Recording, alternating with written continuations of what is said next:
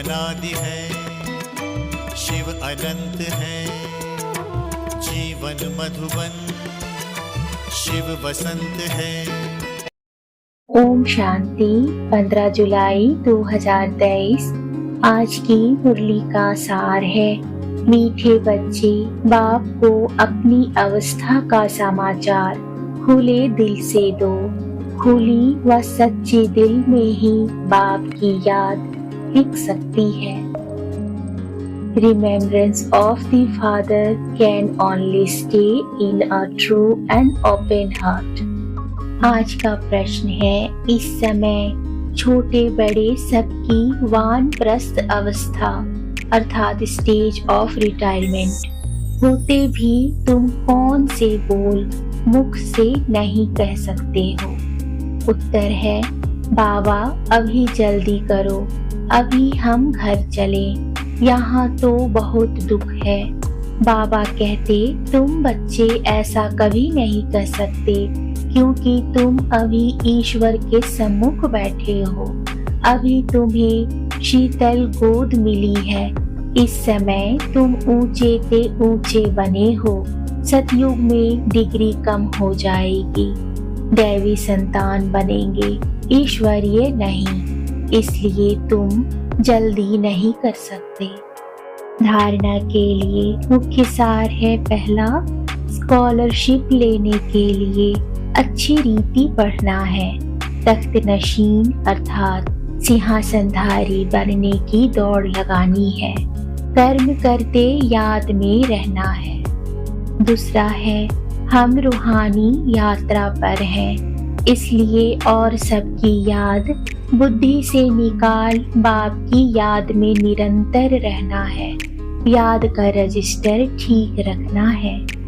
आज का वरदान है, निरंतर योगी और पवित्र बन सर्व विकारों को विदाई देने वाले शक्ति स्वरूप पूज्य स्वरूप भाव। बाप द्वारा सभी बच्चों को मुख्य 2 वरदान प्राप्त होते हैं। एक सदा योगी भव, दूसरा पवित्र भव। जो यह वरदान जीवन में सदा अनुभव करते हैं वह 2-4 घंटे के योगी नहीं होते, लेकिन निरंतर के योगी होते हैं। पवित्र भी कभी कभी नहीं, सदा पवित्र और सर्व विकारों को विदाई देने वाले। ऐसे नहीं कभी क्रोध या मोह आ गया, कोई भी विकार स्मृति स्वरूप बनने नहीं देगा, तो ऐसे योगी ही शक्ति स्वरूप है और सदा पवित्र रहने वाले पूज्य स्वरूप है।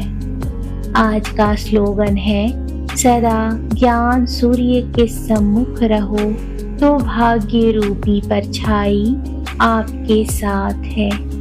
मुरली के मुख्य पॉइंट्स। भक्त भगवान को बुलाते हैं। अब तुम भक्त तो नहीं ठहरे, तुम हो बाबा के बच्चे।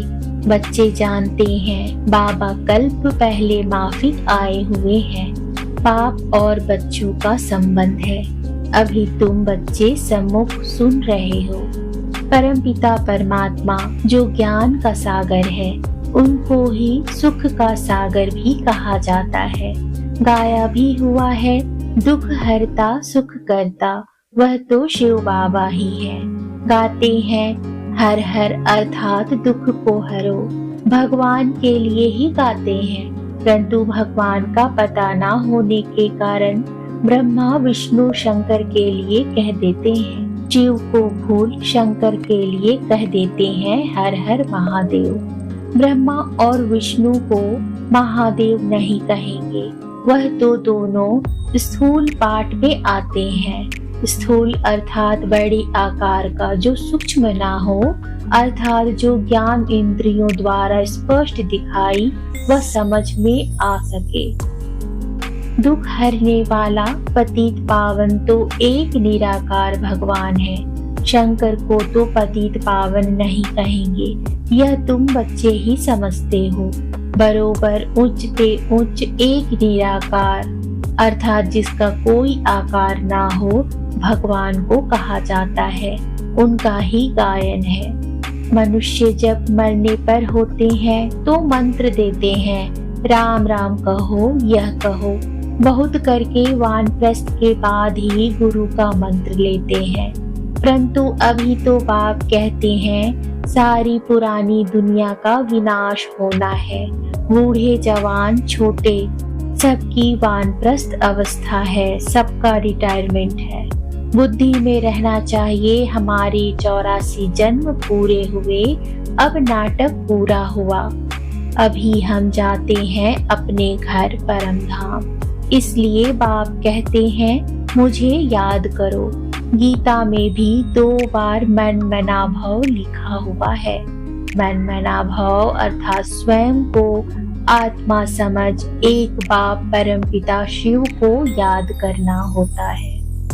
तुम बच्चे जानते हो हम अभी आशिक बने हैं, माशूक परमात्मा उनसे वर्षा लेने लिए, या फिर आत्मा परमात्मा माशूक की आशिक होती है। देखते हो सभी भक्त उनको याद करते हैं।